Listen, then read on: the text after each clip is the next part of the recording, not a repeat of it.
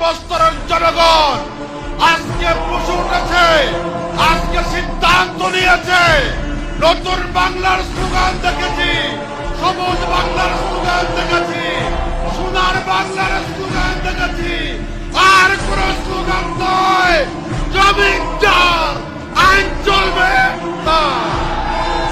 আমরা সকলকে রাজি আছি ঐক্যবদ্ধ হয়ে দলমত নির্বিশেষে, জাতি ধর্ম বর্ণ নির্বিশেষে, আবাল বৃদ্ধ বনিতা সকলেই গর্জে উঠে বলুন আল্লাহর আইন চাই, সব প্রকারের শাসন চাই।